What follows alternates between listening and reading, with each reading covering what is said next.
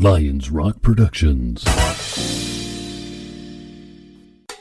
This is Jay Moore. This is Greg Cruz. This is Bryce Vine. This is Dexter from The Offspring. This is Nathan This East. is Sebastian Younger. This is Daryl. This is Stuart Copeland. This is Mick Gillette. This is Andy Summit. This is Dr. Bob Greenberg. This is Gabby Reese. This is Rob Bell. Hey, this is John Leon Guerrero. Hey, and this is Pete A. Turner.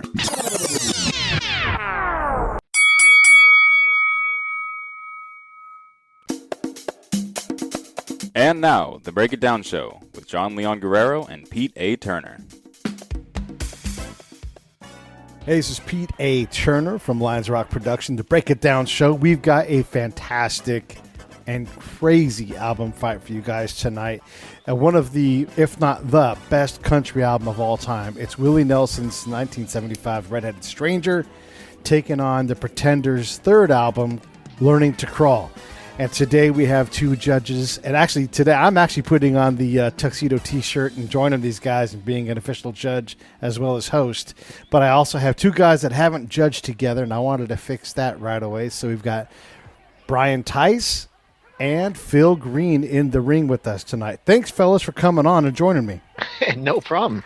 Thanks for having us. And you just reminded me I need to literally design your tuxedo T-shirt that you keep asking me to do. Yeah, once you do that, we'll get those things on order so everybody can buy one. In the meantime, Phil, would you actually go ahead and do our corner announcements? Today's album fight is a 10-round battle between an outlaw and a band singing about a chain gang. In the red corner, with heavy hearts from the loss of two band members, we have the Pretenders and their third studio album from 1984, Learning to Crawl. And their opponent in the blue corner, we have the storytelling of one of the main figures in outlaw country, Willie Nelson, with his 18th studio album from 1975, Red-Headed Stranger. Let's get ready to ramble. Now back to our amazing judges. Thank you, Phil. Thank you very much. Now let's have Richard do his, and this is going to be great. I can't wait to hear Richard's prefab. Richard? Album fight is going to be a good test for the numbers because we're kind of in new territory here. We have a country album versus a rock album. So my curiosity, is this going to translate well? Are the comparisons going to be accurate when jumping genres? Sure, we've touched on other genre versus genre fights in the past with hip-hop or R&B versus rock, but I think, at least my gut tells me, that this might actually be a harder type of fight to pick. But let's see. According to the numbers, this is Nelson's fight to lose. After running 12 different variables, Red-Headed Stranger had an 8-2 advantage. There were also two categories that ended up tied. So according to the numbers, at best, it's still Nelson's fight at 8-4, or what would roughly come out to a 7-3 round win. But I'm skeptical. First, it will really depend on the judges' thoughts on country versus rock. And also, there was a significant amount of combining rounds to make this work, and that could also come into play. Does two strong small songs outweigh one good song? Or does a bad small song compared with a great small song cost that album that round? I'm not sure. So while I'm sticking with the numbers here and saying Willie should win, I kind of wonder if it won't be the blowout the numbers seem to suggest. It could be a split vote. Who knows? But I think Willie should eke out a win. Let's find out. I'm just as curious as you are. Back to you guys. Yeah. Okay, so the numbers do come back. It's hard to tell. This is a weird fight setup. I know we've talked, Brian, about how to shrink down the Red-Headed Stranger, and just so the audience knows, this is a very short album in terms of time, but it has a lot of tracks. So the songs are doing a variety of things, and we sort of compress them. I guess, Brian, what I want to ask you is, as we looked at the compression of the the 13 or 14 tracks, and we got it down to 10, what were your thoughts on that process so we can account for that? Well, we tried to put tracks together that went together in the narrative and kept them around the same length. And, in terms of judging the fight, that made it hard to judge in the fact that this was a concept album and, there's a story arc that goes from the beginning to the end, but in each individual round, there's only one story that should be told. So, yeah, it was an interesting fight to judge, and it was an interesting fight to build. Brian, have you enjoyed Red-Headed Stranger as an album in the past, or was this your first real pass through it? I grew up listening to Willie Nelson. My favorite song growing up was Mamas Don't Let Your Babies Grow Up to Be Bunny Rabbits, hijacked from Cowboys. So, yeah, no, I've heard Red-Headed Stranger thousands of times. Yeah, me too. I'm a big aficionado of Willie Nelson in general, and definitely love this album. It's fantastic. Phil, what are your thoughts? This is such a weird fight with the combination of songs on the concept album versus more of a traditional rock album. What did you think going in? Well, I'd never listened to, I've never listened to any Willie Nelson albums, to be honest, let alone this album. So I went into it with really virgin ears, and I was pleasantly surprised. So the musicianship, the songwriting capabilities, granted, he didn't write all of the songs on this, but I was very impressed with Willie Nelson. And to me, since it was a concept album, it really felt like it needed an accompanying movie or something to deliver the full effect of this. But as individual tracks, there were certain songs on here that blew me away. And I was like, wow, I really like that. I would listen to that again. And I am not a country fan in the slightest. So yeah, and it's funny because the album was such a hit, they actually went ahead and made a movie. It took a minute to get it done, and ultimately Willie had to help, had to pretty much fund it himself, but it for sure got made, and he was the Red-Headed Stranger in it. Yeah, it wasn't almost like 10 years difference between the album release and the movie. Yeah. I think so. It was released in 86, I think, the movie. Yeah. So, yeah. Well, let's just go ahead and get started. Let's just go ahead and go round one, middle of the road versus a 2-song medley, The Time of the Preacher and I Couldn't Believe It Was You.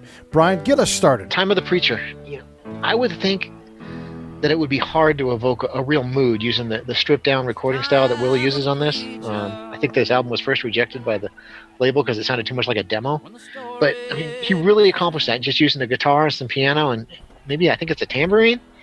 It starts out sounding rightfully ominous. I guess it's the tambourine, it's kind of a jangling spurs, chains dropping on the table effect. It has like a shuffle along quality when he begins to realize what's going on with his wife. On the way out, it has this wandering quality as the preacher he's clearly lost. He's looking for answers. And that segues into I Couldn't Believe It Was True. Outside of the narrative, this song might seem bouncy and springy, but here, you listen to the music and Willie's vocals, and it evokes an image of going around in circles. The downward spiral as the preacher realizes his wife's infidelity and he tries to move on. Middle of the road, I thought this was going to be an easy round. It wasn't. After all that praise, I thought Willie would steal it, but I mean, the Pretenders, they come back with just some pure 4/4 rock and blues. The lyrics, they make you stop. The whole second verse with the rich fat cats driving through the city. When you own a big chunk of the bloody third world, the babies just come with the scenery. Everything about this song makes it an earworm for me. The drums, the bluesy guitar, the harmonica, and I even like the background vocals, the oh. And she ends it going, I'm tired as hell. I got a kid. I'm 33. I've been there. This round was real close. It might have been the closest round of the fight, and I think Willie just told the story a little bit better, and I gave it to him 10-9. Okay, Phil, so what's your round one analysis? Well, seeing as how I'm very familiar with the Pretenders and their catalog of work, and Chrissie Hynde is extremely talented vocally. I really enjoy what she does. And I didn't have a whole lot of background into really either of these artists. I mean, I know Willie Nelson as a marijuana ambassador or advocate. So not so familiar with his music. But round one, middle of the road, I'm extremely familiar with it. The drum intro is unmistakable. And I like it because it's a fun song. The harmonica is a nice touch. When you're talking about fat guys driving around in their Jeeps in the city, I mean, who doesn't like that, right? It's a great song. The format that we're doing this, The Time of the Preacher combined with I Couldn't Believe It Was True. The whole Willie Nelson, this whole album is super clean, very stripped down. The low production value, I think, adds to the album. And Time of the Preacher, I love the guitar. I couldn't believe it was true. The pace was great. The banjo and the guitar complement Willie's vocals seamlessly. I just thought it was a great compliment for one another with the vocals and the accompaniment. But I had to give this one 10-9 to the Pretenders, middle of the road. All right, my round one was, it's a classic Pretenders song. Yeah, a hit from the third album. And third albums, for me, are where you legitimize really great bands, because you've had to do this several times. And in this case, with all that's happened, the ongoing breakup of her relationship with Ray Davies, between Chrissy and Ray, having a kid, and that's going to be crazy. You've got the death of two of the firing and subsequent death of two different players in the band. They went from 4 to 2. It's like these are best friends, and they're breaking up, and you have to go out and put an album together. And what that means, it's such a powerful start to the song, and that harmonica solo, we've all mentioned it. It's so strong, and Chrissy Hind they're in the Hall of Fame because of the ideas that she brought forth and their ability to get her there. Time of the Preacher, I couldn't believe it was you. It's a nice medley. Like you guys have said, it sets the tone. Boy, Brian, you really got this right, talking about how, you can see and experience the Preacher's spiral, and the line, "My shock is so green, I am quivering yet." It's probably the best lyric in the entire fight. It's so fresh. He doesn't even know how to respond. He starts with, "I'm going to forgive but not forget," wishes her happiness, understands there's a give and take, like this, my loss is this guy's gain, but he still just can't believe it. And Willie's, setting it up. And I just think that Chrissy's solo, we've all mentioned it, is so strong on that harmonica. It's a slight edge in a close round, but I went 10-9 Pretenders. Let's look at round 2. Phil, go ahead and tee us up for this first one here. I mean, this album, and I don't think we mentioned it, but Learning to Crawl, this was basically the birth for a child, and she was watching her little girl learn to crawl. And so when she didn't have a name for the album, she was watching her daughter learn to crawl, and that's where the genesis of the name of the album. But the Pretenders just come out of the gates, just round 1, round 2, swinging, and Back on the Chain Gang is just another iconic Pretender song, and the guitar intro grabs you right away. Love the ooh ah. I mean, it's just that song is fantastic. And then it's going against Willie Nelson with back to the concept album. I look at the Time of the Preacher theme as kind of the transition. It's transition music, getting from one place to another, one story to another story almost. And the medley, Blue Montana, Redheaded Stranger, I like the storytelling that's going on here, and I can see where this is going, and it's again very clean, and the vocals are very precise, and I liked it, but I didn't like it nearly enough to give that round to Willie Nelson, so it went to Back on the Chain Gang and the Pretenders 10-9. Yeah, for me, round 2, I think this is the difference where you have a very good Pretender song running into the concept of Willie. And like you said, he uses the Time of the Preacher to teach us what's about to happen. And the lesson's over, and here comes the killing. What makes a difference for me in this round is when Willie talks about the preacher. He tried, and then he whispers that last one. That third tried is it's a difference maker, and it elevates the lies and the agony that are going on, but he just couldn't take it. Saddles his pony and starts killing. That is a terrifying concept album. Here's a guy that comes in to massacre his wife and her lover, and he doesn't do it right there on the spot. He waits. He's cold, and that is that is heavy. I have to mention James Honeysmith Scott and his jangle guitar, and instant recognition that REM and the Smiths pick up this sound and they run with it. And you have to mention him when you talk about early Pretenders. Chrissy Hind is still relevant today with her songs. Her writing is great. She's taking a unique and powerful female voice, and that's to this day still important. And what a champion for these things. This is a great song. It's a song they absolutely play to this day, and it's been on the greatest hits for, shoot, it's coming up on 40 years now. So this is a great song, but that third tried is what did it for me. That's Willie Nelson 10-9. Brian? Yeah, as far as the Time of the Preacher theme, like you mentioned, the first song, it ended, now the preaching is over and the lesson's begun. And this song, it's the end result of that downward spiral I talked about in the last round. And the preacher, this man of God, he can't find it in himself to forgive. So, now the preaching is over and the killing's begun. Now the lesson is over and the killing's begun. That segues into the Blue Rock, Montana Redheaded Stranger. There's no joy in getting vengeance. The preacher, he's broken in soul, and he's riding around hoping that he's wrong, but he confirms that he's not. And then it ends with and they died with the smiles on their faces. You follow that up with the chorus from Redheaded Stranger, and everybody just realizes, you don't fuck with a broken man, and just hope he moves on without hurting anybody. And that goes up against Back on the Chain Gang, which, wow. This is another round. We got to pick nits to determine a winner, and the one nit that I can pick with this song was that it was actually released 2 years before the album, and it appeared on a movie soundtrack prior to Learning to Crawl was released. So I take a little bit away because it's not truly original. But the Chain Gang imagery is so crucial. The Chain Gang, everyone's tied together, trying to work together. And here, the Pretenders, they're trying to do that, but they're doing it after losing, like you said, 2 of their members to drugs.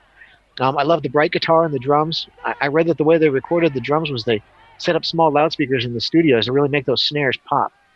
For this round, I had to go with one complete song over pieces of 3 other songs, so I gave it to the Pretenders 10-9. Yeah, that was a tight round for sure, and boy, I can't blame you for wanting to go that direction, especially with her life is actually physically tearing down around her, and she's writing about that. Plus, you get your dream, you're going to be this rock and roll band. The band all dies around you, and the label's like, yeah, where's the next album? Where's the next hit? Let's go. You're going too slow. Like, it's so heavy. Let's go ahead and go round 3, Time of the Avenger versus Blue Eyes Crying in the Rain. Okay, this is my round to start off. So that last round, I think we see some damage from the Pretenders. This is the first weak song on the album. Time of the Avengers is very dated. It's cliche, and it sounds like something you knock out for a side gig for, a TV show needs some kind of a movement music, and you're like, I'll be back in half an hour, and here's the song. This is not very good, and I'm not sure this won't be a 10-7 round. Blue Eyes Crying in the Rain. One of the things about this album that struck me, especially with the album fight and how we really are critical with covers. You have to bring something, and Willie Nelson clearly brings something. You can listen to Hank Williams in his, not Hank Williams Jr., but Hank Williams Sr., and he's like the icon of all country country singers, and his version pales in comparison to this. Plus, you add in the meaning that the song now has in the context of this concept album, and it is fantastic. You can hear him riding in the rain. He's just murdered this woman and the man, but there's still love, and not in this life. That part's over, but they'll meet again some other day. This is more than a cover. This is a completely original way to offer this song, and I love it. This for me is a knockdown at 10-8 for Willie Nelson. Phil? Now that I hear your analysis, I'm rethinking my score, but Blue Eyes Crying in the Rain is just a simple, again, the entire album's, for the most part, very simply, the musicality is very simple, but so clean and beautiful. And Willie's vocals are pure and excellent. It's amazing. And one thing that really stood out for me, and I don't know, we're doing the Pretenders. I'm a pretender guitar player, right? And the guitar is so clean, and I called it articulated because it is like somebody speaking and articulating. That's how that guitar in this Blue Eyes Crying in the Rain sounds to me. It's articulated guitar. And then we have the Pretenders, Time the Avenger, and again, Chrissy is amazing. Her vocals are solid, but I don't really understand what's going on. The foundational instrumentation of this song, I didn't get it. I didn't like it. I do like the lyrics. Nobody's perfect, not even a perfect stranger, and that whole idea of that that was the only thing that saved this song for me from this being a knockdown, and I had this Willie Nelson 10-9. Brian, did you see something in Time of the Avenger that we didn't see? I didn't see enough. Blue Eyes Crying in the Rain, like you said, this song, it's older than any of us, and I think it's been played by anybody who's ever worn a cowboy hat and picked up a guitar. But, this song, it's undeniably Willie Nelson. Even you take this song outside of the story arc of the Red-Headed Stranger, and it stands out as exceptional. I've owned, 3 or 4 Willie Nelson's greatest hits, or compilations, or live albums, and this song's on all of them. I can't say that about, I don't think, any other song, the great ones. Time the Avenger.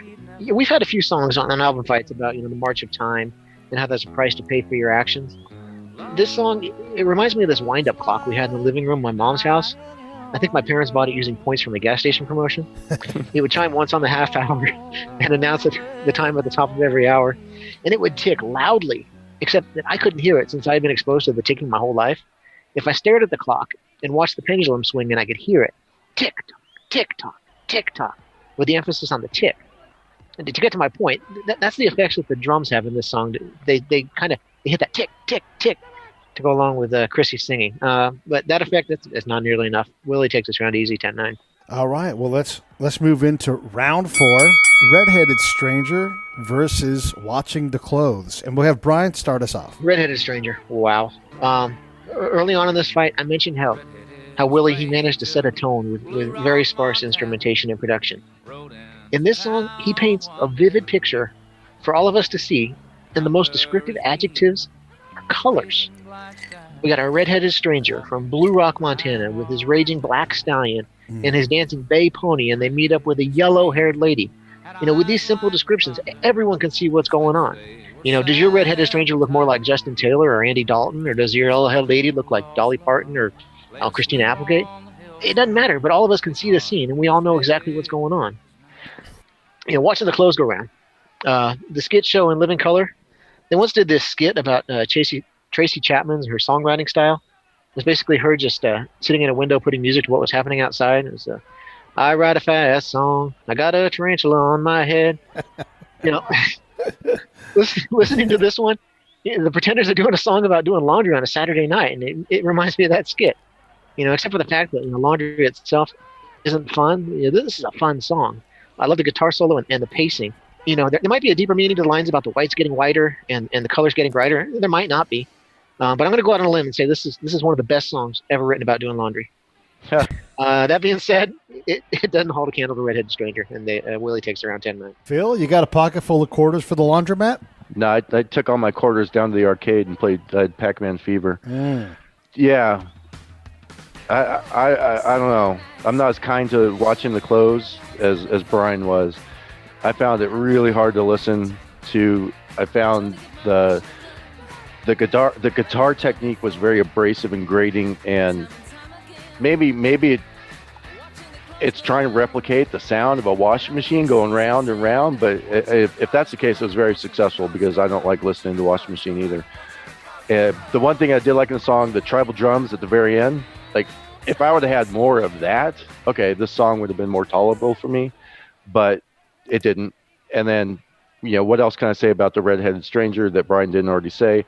It's beautiful lyrical storytelling, and I like how Brian pointed out the colors, but to me, the sound also transported me into that artscape that he's asking us to envision. So when the piano jumped in, I was immediately transported into a saloon tavern. It just felt like I was automatically now into an Old West scene. And I thought that was fantastic. And I like the lyrics, don't cross him, don't boss him, he's wild in his sorrow. It was just a fantastic song. And I had this a knockdown for Willie Nelson, 10-8 over Watching the Clothes. Wow. Yeah. Big knockdown round. All right. Well, I'll throw mine at you. We have to mention Paul's drumming here because, yes, of course he's keeping time. But this sounds like a horse walking, like a shoed horse walking on pavement. It's shk, shk. You can hear it. You can, like you guys said, he's with this one song, he's painted this picture. And if you weren't already with him, you're absolutely seeing it. And the songs previous, Blue Eyes Crying in the Rain, same thing. You get all of the images, and it's just, There's hardly anything in these songs, but there's so much imagery. Brian, that stuff about the colors is just great. It's just fantastic. So this guy, like you said before, he's hurt and he doesn't give a damn. So he's numb. He's dangerous. He walks into a saloon. He's paying for drinks. He doesn't care. You can't get mad at a guy for killing a woman who's trying to steal his horse. Boy. Whew. Wild in his sorrow, by the way. I love that line as well. He's just trying to figure out. He's in survival mode. He's layering all these chapters together. And even though this is a song v song, there's so much weight carried with each of these songs. They're really, the concept album for me is still working. Like, it's still like, you're like, wow, what is he doing now in this round? And I can't wait to hear the next thing. I was surprised to have that happen. I don't know if you guys had that feeling. Let's talk about that when my analysis is over. But the concept is still working. And watching the close look, I know what the Pretenders are capable of. This is not their best. I don't know if this is post-punk. It's a little bit new wave. It's a little bit rock and roll. And they're totally fine on those genres. It doesn't get there, not with the other great songs that are on this album. It's one of the weaker ones. And so this, for me, is a very wobbly-legged Pretenders losing 10-9 to Willie. What do you guys think? Is the concept album holding up despite the song v song format? Brian, what do you think? I think it's holding up real well so far. I think. Hey, this is John Leon Guerrero, co-host of the Break It Down Show and fellow producer here at Lions Rock Productions. And I'm proud to announce our newest show. It's called Justice. Season 1 is going to be a deep dive into some of the cases I personally worked on as a licensed private investigator, and you'll get a unique view into the criminal justice system that may just challenge some of your personal notions about how it should work and open your eyes in ways you never imagined. So keep your ears open for Justice, a brand new podcast coming in January from Lions Rock Productions to iTunes, Stitcher, and wherever you get your favorite podcasts. What do you guys think? Is the concept album holding up despite the song v song format? Brian, what do you think? I think it's holding up real well so far. I think it's Willie Nelson. Willie Nelson can sing a song. Yeah. So he's definitely got that going for him. And the story arc and trying to piece it together and take it apart for the rounds, it's not hurting him so far. I think he's doing a really good job. Phil, this is your first time through this album. Is the concept holding up? Yeah, I think if I look at this as chapters in a book, as he's telling the story, each chapter can stand on its own as a strong song offering. So the fact that it's a concept, it may hurt him in this next round. We'll talk about that in the next round. But I would say for the most part, each song is really standing on its own warrants. And even though there's a greater mesh holding these songs together in this concept album, it's not hurting us in this round v round matchup. Well, let's go ahead and do round 5, Show Me versus The Time of the Preacher and Just As I Am. Phil, go ahead and start us. So again, we have this transition period again with Willie Nelson and the Time of the Preacher theme as it's transitioning to the next story. And in this particular case, it's not really a story, it's a hymn, and it's a beautiful instrumental hymn. I love the lyrical guitar. But now we're going against a song that from the Pretenders, Show Me, that's got a great intro. Again, Chrissy, the lyrics are fantastic. Her tone is great. And then it's almost like a tale of two songs. The second half of this just kicks in a whole nother gear, and I loved it. I love the lyric, Welcome to the Human Race. It's just I had this as 10-9 for the Pretenders, Show Me. And, I think having, again, this instrumental section of Willie Nelson's story and the concept, I think it hurt him in this particular round. Yeah, for me, round 5, look, Chrissy finds her range, and this is a very good song. The jangle guitar, the female perspective lyrics, that I love what she does and her voice. And, being a feminist isn't a new thing. It's been around for a long time because a lot of women have cut a lot of hay for that whole movement. So this is great. She's not doing too much, and this pace of song, this kind of mid-tempo song, whether it's a bright and happy song or more sullen song, this is where Chrissy needs to be. When they get a little too frenetic, the Pretenders, they don't do as well. So this is exactly why they're a great band right here. Even if this isn't the best song on the album, if this is a middle of the road song, boy, how good is this song? So Show Me's great. The song I don't think is hardly dated at all. And look, it does sound a lot like Back in the Chain Gang. I don't know if you guys picked up on that at all or not, but it's a different point of view. It's a different feeling. It's a happier feeling than Back in the Chain Gang. So maybe there's some connection there on purpose. I don't know, but those songs are both very familiar to one another for me. And then, you get the concept. You use Time of the Preacher to change. A story's just begun. Wait, holy cow, what else is going to happen in this story? I love that part of it. And how many albums use a narrator's voice like this, where they're slowly weaving you through this thing? And I love how smart. This isn't just a transitional song. Time of the Preacher really does something each time it comes out, and it connects like a coda back to earlier things. So it keeps the old images alive in your head, and I love that about this. And then Just As I Am, here's where Willie makes a difference. Life isn't over for this preacher. The origin of this song goes back. It's an old hymn. It's a over 100-year-old hymn. It's very akin to Amazing Grace, except for it's told more from the point of view of not of the grace of God, but of the surrender of the sinner. And this guy's a preacher. This is absolutely a song he'd be singing in the saddle as he tries to sort out what he's got to do. He's got to lay himself bare, and he does it. He can't do this anymore. He has to get forgiveness from himself for his own actions. And by not using the lyrics from the original hymn, you get all of the lyrics. Like you get the intention of the song. And it's also a song, this is the song that got Billy Graham to get up out of the crowd and go to the forgiveness altar and say, I need to give my life to God. And if you know anything about Billy Graham, if this is that song, wow. And so Willie picking this song, Willie for sure knows this background of Billy Graham. And if you don't know Billy Graham's history, he saved millions of lives. Like, this guy changed people. And that makes this song a bigger thing than just a instrumental. There's a real message here about salvation, and it is critical to what's going to happen for the rest of it. For me, this is 10-9. Willie Nelson. Brian? To build on what you said, the Time of the Preacher, it's completing the trilogy. We're wrapping up and we're turning the page on the rebirth that's going to come on the other side of this album. Just As I Am, like you said, the words that go along with the hymnal about redemption and rebirth, it's exactly where we are in the story arc, and it's a perfect fit in where we are in the album. But for me, the third time around for a song and an instrumental, it's a hard way to try to win around. And Show Me, it's a really cool song. I like what she's trying to do here. Show me the meaning of the word. It's still about them. They're going through the rough patch. She's got a new life she's trying to take care of. She's lost her two friends, and she's just wanting to have the world show her what love means in the middle of all this mixed up stuff that's going on. I love the playful guitar, and at the end it feels like they just add a little bit of an echo effect on her vocals. I think that has a real nice way of going out. So I wound up giving this round to Show Me a 10-9. Let's really quick also appreciate the fact that the rounds meet up and we're both going to the word. Willie's character is seeking salvation and redemption, rebirth, and the Pretenders, Chrissy's like, show me the meaning of the word.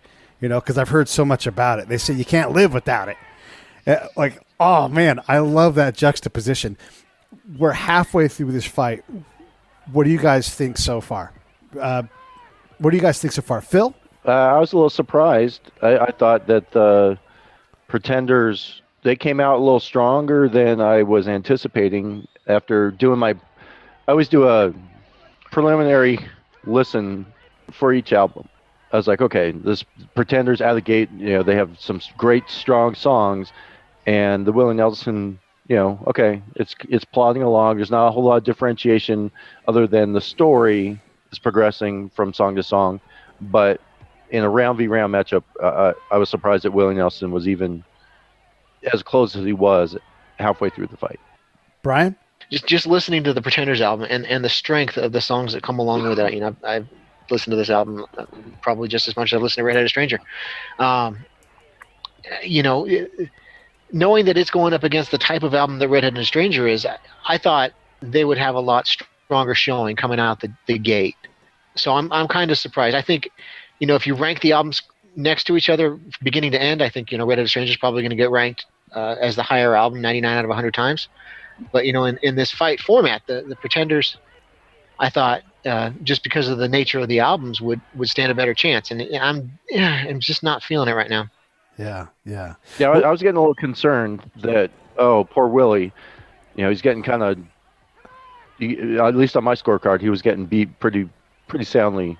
But we'll see what happens now here in round 6. Let's go round 6. The rock block from Willie. 3 songs: Denver, O'er the Waves, and Down Yonder versus Thumbelina.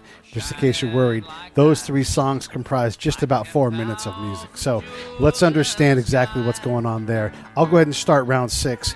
Look, this provides a coda. We're looking back to what has happened, and we're backing a quiet little way out of the place, except for this time, except for killing Willie's Red-Headed Stranger has possibly found love, and they're dancing with smiles on their faces. And then comes O'er the Waves and Down Yonder. And this kind of gives us a transition to a new life. And the way I take this is you've got this Tejano. O'er the Waves is a very well-known song in Latin America. In Tejano music, it's used a lot. So it seems like maybe we moved to Texas. You're not quite sure. But then the next song is Down Yonder. And so even though there's not a whole lot of words in this part of the album, we have left the past in Colorado and moved on to new things with this new woman that he apparently loves. So that I love that. I think it's great, but gosh, it's a lot of things to pack into 3 songs, and it's incredible that he does it this well, this fast.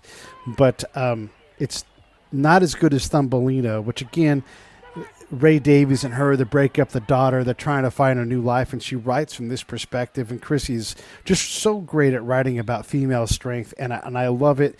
And given all of the complexity of everything Willie's trying to do, there's a lot to be said, and you tip your hat to him. But for me, Thumbelina is the better song. It's just simpler, and I'm going to go 10-9 Pretenders. Brian? Yeah, like you said, Denver. As much as it is possible, with a triple murderer, this is a song, he's gone through the redemption and he's turning the page. I think it's symbolic that this is side B of the album, in the old days when they had vinyl. You actually turn the album over and he's starting a new life. Like you said, I really appreciate the callbacks to Blue Rock, Montana. He's in a little out of the way place, and they're dancing with smiles on their faces this time around. That segues into a couple of instrumentals, Over the Waves, Sobre las Olas, kind of a classical waltz sound, and Down Yonder, a fun little jazz hootenanny. Willie's sister Bobby, she does a really good job on the piano. And I think it does a good job of painting that picture. They meet each other in this place, and they're dancing. They're dancing slow, they're dancing fast, and they're moving on. But it's going up against Thumbelina. I actually wrote my notes after I had just listened to the last album fight, the ZZ Top and David Bowie. Mm-hmm. And I think it was Dan that mentioned driving songs. And this is a driving song, in 2 ways. The beats, you got that ba-dum, ba-dum, ba-dum, ba-dum. It kind of sounds like tires rolling over the asphalt. And, it's about her, getting away with her daughter. Willie's gone south to Denver and rediscovered his life. And they're leaving the snowstorms and thunder and rain and heading to the desert to be born again. I really like some lines in the last verse, shuffled about like a pawned wedding ring. And, what's important in this life? Ask the man who's lost his wife. Yeah. They're also running and escaping from something. And I think their music and lyrics just tell that story a little bit better. So I gave this round to the Pretenders, 10-9. Phil? A lot of what I concur with what both of you have said so far. The one note that I can add on Down Yonder, they really, again, he's able to transport you into this establishment where there's people dancing and you feel that environment and that atmosphere in this song. But Thumbelina, which I'd never heard before, at least I don't recall hearing it, I love the energy about it. Brian said it sounded like car driving on the road. My notes I had, it sounded like a train running along the tracks. Just had that constant that sound, and it just made me want to get up and move. It had that kind of vibe and energy to it, and so I liked it, and so I scored this one 10-9 for Thumbelina over the Denver or the Waves Down Yonder for Willie Nelson. The rock block goes down. All right, well, let's go round 7. My City Was Gone versus Can I Sleep in Your Arms. Brian, do it. Can I sleep All right, round 7. Can I Sleep in Your Arms? It was written by Hank Cochran and originally sung by Jeannie Seeley. I really like the way Willie starts this one out nice and slow with just a few guitar notes to accompany him. And he's all alone, and then more strings and drums kind of join in eventually with some piano. And then in the middle, it goes back to that stripped back sound, just the guitar. And then it kind of cycles around again, adding the drums and the piano. And, well, actually, it finishes with a harmonica. And I just really think they did a great job of structuring this song. And it's up against My City Is Gone. In a previous fight, I know it was discussed how difficult it is to separate Fleetwood Mac's Don't Stop from Bill Clinton's presidential campaign. Yeah. And my wife, she struggles with Frank Sinatra's Love and Marriage because of its association with Married with Children. This song, it takes me back to my dorm room in college, and the guys next door were big fans of Rush Limbaugh. And they thought everybody else should be too. So every day when Rush was on, they would open their doors and turn up their radios. So I would go next door and put up some Public Enemy or Victim's Family to try to drown them out. But I got a lot of this song, and it kind of causes me to twitch every time it comes on. I had to get through that in this round to see what kind of song it is. It's a damn good song. The guitar, the bass and the guitar, they're catchy as all get out, and Chrissy's vocals are just dynamo here. A lot of times we speak of the 7th round as being the Burford round, kind of the round where people start to wobble, but I think this is a really solid round. In the end, I just had to go with Willie on this one, 10-9. Phil? My City Was Gone, very familiar Pretender song for me, and the bass riff of this was just fantastic. And apparently it was something that Tony Butler used to play as a warm-up, and so they incorporated in this song. It's just, it grabs you. It's fantastic. But as the song went on, I felt it was just getting very repetitive and probably was just a little bit too long. It just drug on a little bit too much. It could have been a little more, they could have truncated it a little bit there at the end. But it's going against Can I Sleep in Your Arms, and it's just a beautiful song. The piano solo in it was absolutely mesmerizing. And did I hear a mandolin in this song? Yes, you did. Yes. That was fantastic. And then harmonizing in the middle of the song was a surprise. I was like, what? I love it. So I had this going to Willie Nelson, Can I Sleep in Your Arms, 10-9 over the Pretenders. All right. My analysis for the Burford round 7. Yeah, I agree with you guys. The groove is what drives the Pretenders song. And I totally agree. Like a minute less of this song would have been great. But Chrissy writes a very short, succinct lyric, stays out of the way of the groove. And the band is a Hall of Fame band because this isn't even anywhere near the best song on the album, but look how great this is. And this is album 3. This cements why they're in the Hall of Fame, because they can throw a song like this down and it's like, yeah, but get in line. Like, is it the 4th best song on the album? Of 10? Like, it's great. So I love it. And I have one slight nit to pick with Can I Sleep in Your Arms. This song, I love this song. It's constantly in my own little brain iPod. If I'm emptying the dishes out or whatever, it comes into my head and I sing it or hum it out loud. I can't help it. I love this song that much. I do think that Willie should have put it in right before Denver. He had his salvation moment, and now he's truly alone again. He's not dealing with everything else. And if he had slid it in there, I think it makes more sense. And then we understand that he moves south and finds a lady and everything else. But I don't know that before this song. So I just think that for whatever reason, I would have liked to seen that earlier. And so, although I love this song, I wish it would have been earlier in the album, like maybe like the last track on side 1 or whatever. But that would be my nit to pick. So I'm going to go the tightest round for me in the fight, fellas. But it was 10-9 Pretenders for me. All right, round 8. Remember Me versus Thin Line. Phil, go ahead and do it. And I agree with you. I think that last round was probably the toughest round to score. Yeah, the thin line between love and hate. This was a different sound from my perspective. This was not consistent with the sound that the Pretenders had been putting forth so far in the album. It felt more like a 70s ballad to me.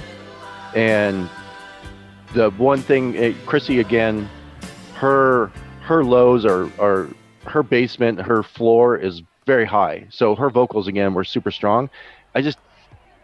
it didn't feel like the Pretenders to me. It was a very odd song to me.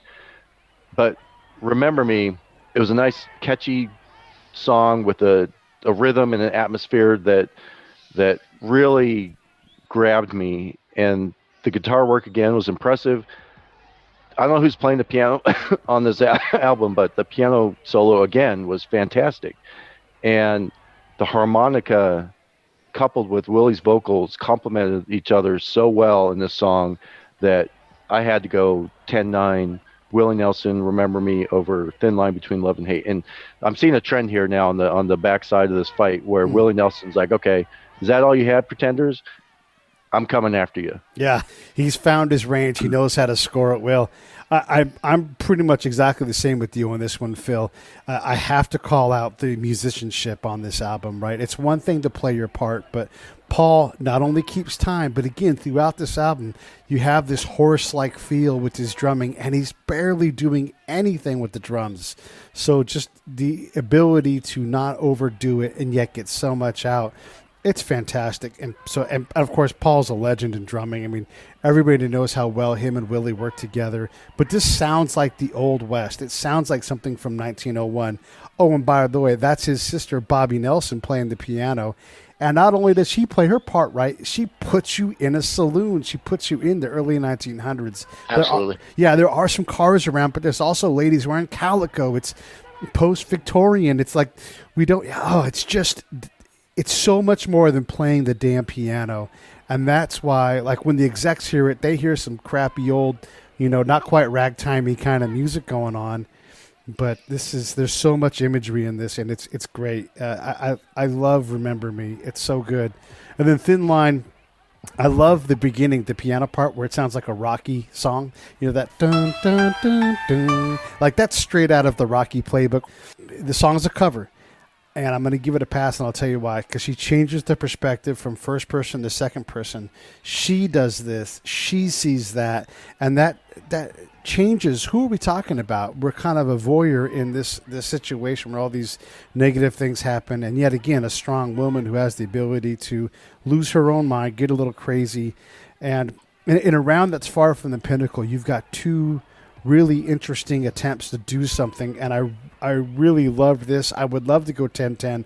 I won't do it, and even though both songs are covers, they both really got there, but I'm going to lead towards Willie's Song of Redemption and what Remember Me is and what a preacher would do, and I think this is exactly what a preacher who had gotten past this big thing would do. So I think by nailing that aspect of it and just really bringing home this part of the album, I've got to give Willie some extra credit for that. So I'm Willie 10-9. Brian? Okay, I'm going to give Willie some extra credit too. But in my case, I went back and I found, I think it's the original, Lulubelle and Scotty, 1948. Wow.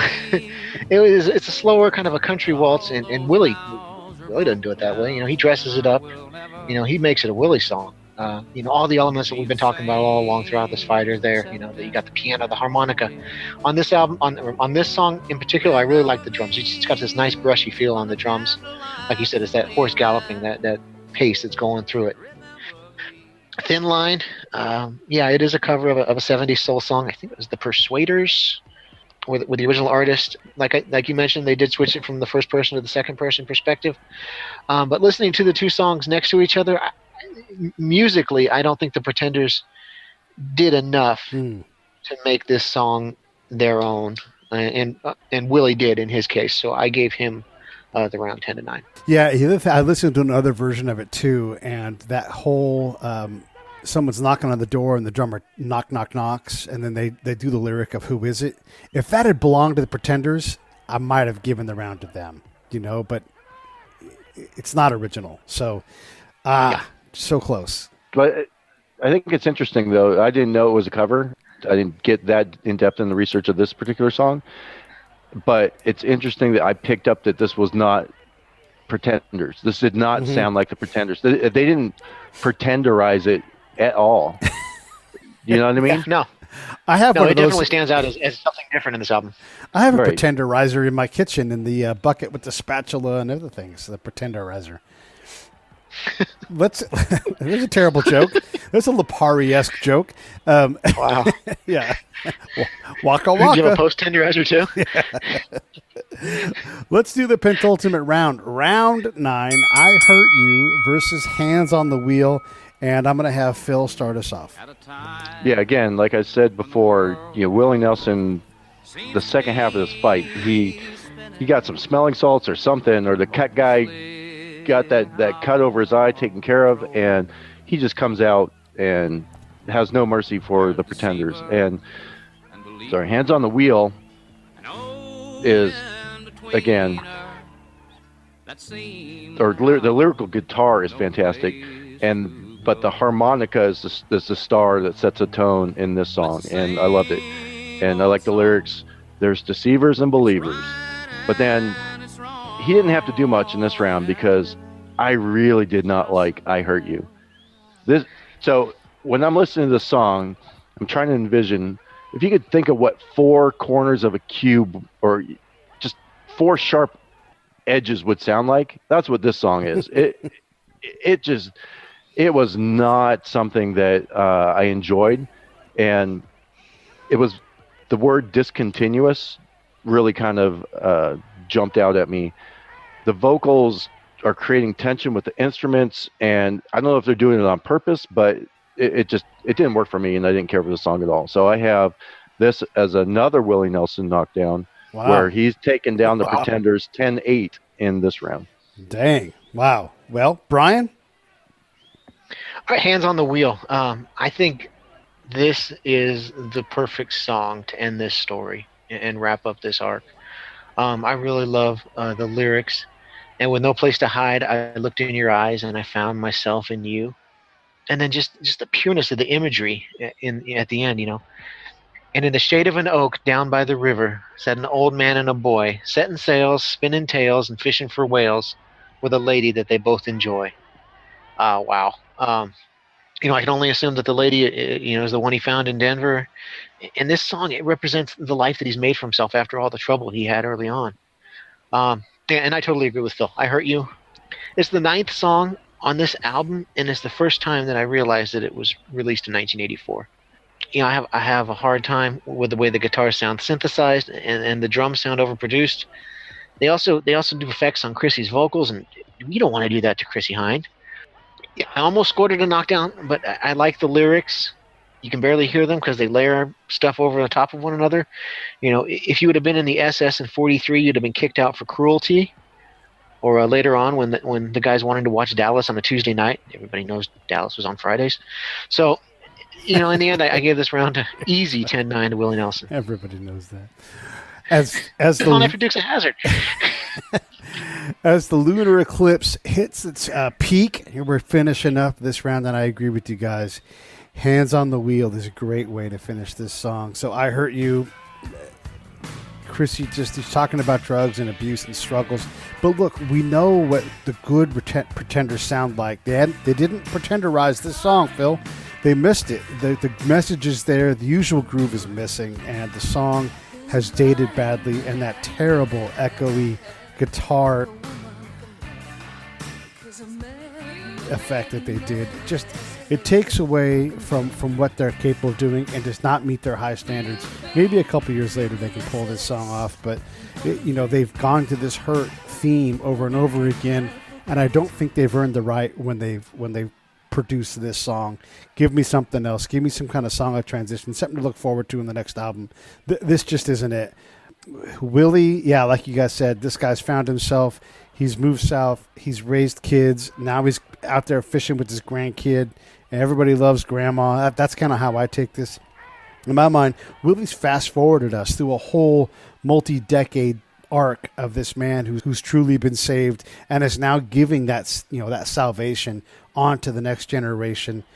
And I think it's great. He was sent on this journey by a woman, but he was also saved by a woman. And this is an easy 10-9, and like Phil said, a 10-8, very possible. I allowed the Pretenders to stay on their feet because they're really goddamn tough, and I love the hell out of them. But Willie stuck to his plan, and it's absolutely worked. Let's go ahead and get the last round in. Round 10, Bandera versus 2,000 Miles. Brian? Okay, Bandera.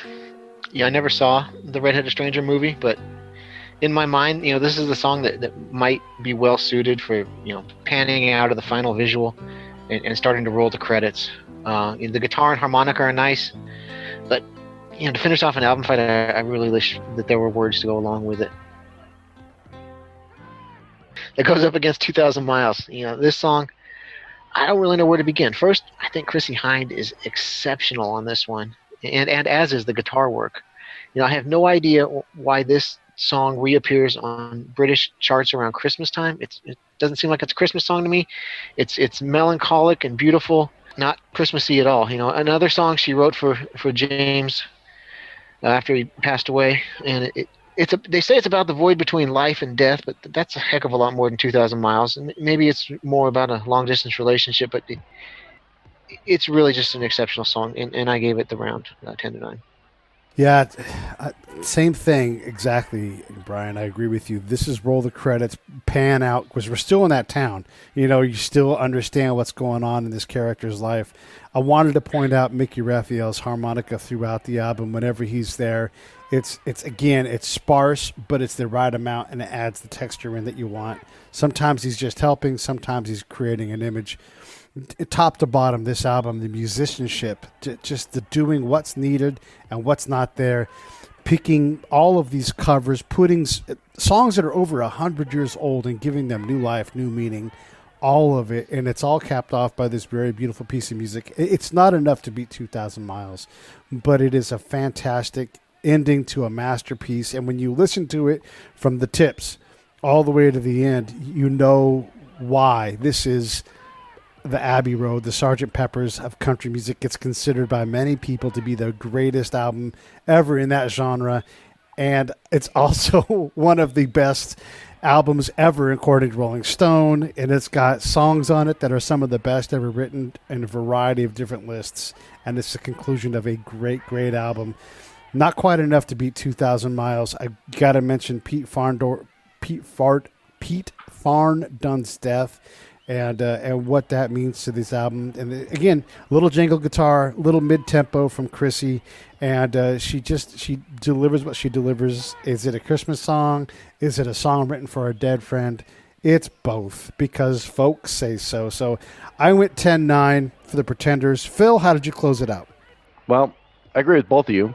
Like Brian said, Bandera, it is this story that he's been telling is a musical movie. He's been setting this atmosphere, telling this story, and you listen to this song, I can just see the sun setting on the horizon with this song.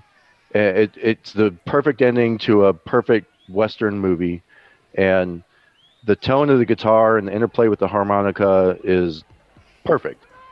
The piano solo again is captivating, and it's an excellent song, but again, it's going against 2,000 Miles. Robbie McIntosh, his guitar is the tone of that guitar is the perfect bed for Chrissie, her beautiful vocals in this song. And like Brian was saying, it's thought to be a Christmas song, but when you really look at it and listen to it, okay, this is as much a Christmas song as Die Hard is a Christmas movie. Just because there's Christmas ornaments in Die Hard and they're playing Christmas music in the background, it doesn't make it a Christmas movie. So this is not a Christmas song because they mentioned Christmas. It's more about the intent of the song and things like that. So I had this, even though Bandera was a great song, it couldn't compete with 2,000 Miles, so I had this 10-9 for the Pretenders. Well, that closes out this fight. Let's go ahead and get Richard's post-fight analysis. I didn't give the numbers their just due when they said it would be a 7-3 fight. And looking at the official cards, it came out to an average score of 96.7 to 93.3 for the Red-Headed Stranger, which is a 7-3 round fight. What made the difference? Well, numbers-wise, it was 4 unanimous rounds for Willie and only 2 for the Pretenders. And after listening to the 2 albums myself, I think it really came down to musically Willie Nelson's songwriting abilities and the artistry of assembling his songs some standards, and even covers in a way that made total sense. Adding to that the fact that a concept album, which is typically to be listened to in order, was broken up and it still won. It just speaks volumes about the songwriting on that album. So what did the Pretenders do wrong here? Well, for me at least, when they are in their pocket, they are almost unstoppable. The combination of Chrissie Hynde's vocals and the Jangle Pop instrumentation is perfect. The problem is when they stepped away from that and got a little experimental, it just didn't work as well as The Red-Headed Stranger did. It was close listening, but numbers-wise, in the song v song format, I think the numbers and the judges got it right this week. Back to you guys. Yeah, Richard, good call on that. It was a crazy fight. So, fellas, looking at this, here's how the fight card breaks down. Clearly, Willie won this thing on all three cards. It's a unanimous decision. Phil had it 95-93, Brian had it 96-94, and then Pete had it 96-93. What I think the difference is, and why this fight isn't as close as it seems, is Willie had 4 unanimous rounds by us judges where there were 10s across the board. Phil had the Pretenders knocked down twice. I had him knocked down once and easily could have had him knocked down even 2 or 3 times. So that's what I see is that we all, despite our experience with the album, we all saw the craftsmanship of Willie, and when he had a round, he won it from all of us. Brian, what were your difference makers? It's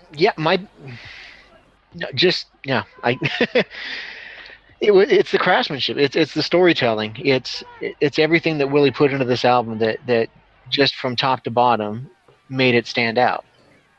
Like we said, we thought the concept fight would be a difficult fight to win, but he proved it could be done. And this was no slouch of an album. I mean, Learning to Crawl is an excellent album. It's got to be a very good album. 6 songs deep of like, wow, that's a good song, right? Yeah. Phil, your difference makers. Well, so even though Redhead Stranger was a concept, the individual songs minus a couple rounds where either there was an instrumental that didn't quite hold the candle, or there was that one round where there were 3 songs that overall, each individual song within the concept was strong, I would say, for the most part. And I think Brian mentioned a little bit earlier that what label was he under when he produced this? So this was his first album. He just changed labels. It was his first album with a new label. I think it might be Columbia. I think it was Columbia. Sounds right. Yeah. So when he took this to Columbia, they're like, why are you giving us a demo? This sounds like a demo tape. And when you really think about it, those guys were pretty ignorant, because as we talked about during this whole fight, was he created this atmosphere of the Old West. And guess what? The Old West was not overproduced. It was simple. Yeah.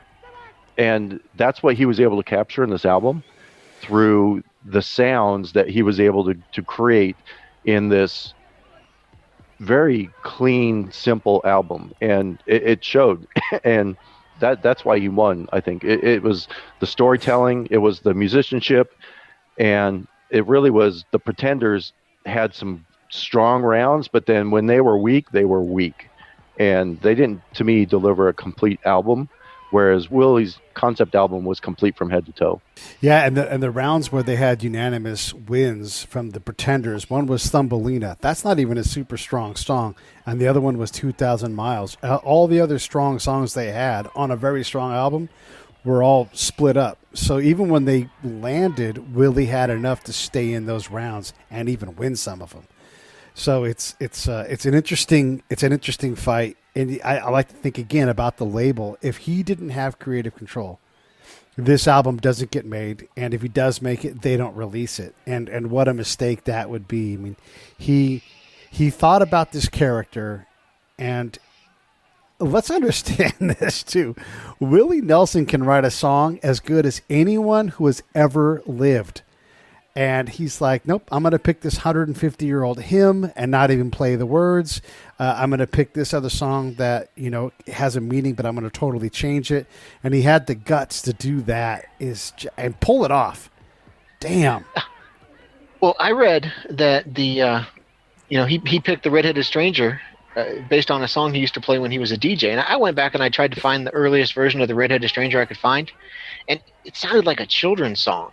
So for him to take, this song that sounds like a children's song and turn it into this is, yeah. Yeah. Yeah, it's really, I talk about this album a lot because of how good it is. And going through this process, Brian, 'cause I know you've listened to this album a lot, I have such a deeper appreciation for what he did and the choices of the musicians, the arrangements, everything. It's just a masterwork. So, Brian, you said you hadn't seen The Redheaded Stranger. I mean, obviously I hadn't, because I hadn't even heard this album before. But it makes me want to go watch this movie. Yeah. And see what in my mind, how this story is delivered and portrayed in film, if it coincides with what I had in my mind. Well, fellas, it's a Sunday night. I appreciate you guys doing this. I'm glad to get you two on the same show together. Once Brian pointed that out, I'm like, done. Next fight, let's do it. I got to get back in the rings. I've been trying to pull back from judging too much, but I really enjoyed it. And, of course, everybody should understand, we love these albums. We love these artists. We want you to appreciate it. I know I already spin Redheaded Stranger a lot, but I'm definitely going to be doing more Pretenders because I love the band.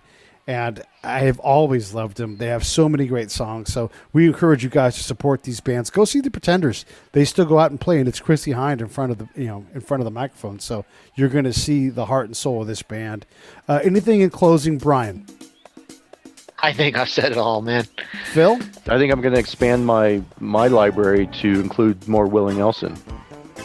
You should check out Teatro. It's an excellent album, and anything in that era of Willie is great. He is the master songwriter of all time. There's nobody better. 7 Spanish Angels is in my top 5 total songs ever. Yeah. Well, hell, Blue Eyes Crying in the Rain is one of the best. It's close, yeah. All right, everybody. Thank you so much for listening.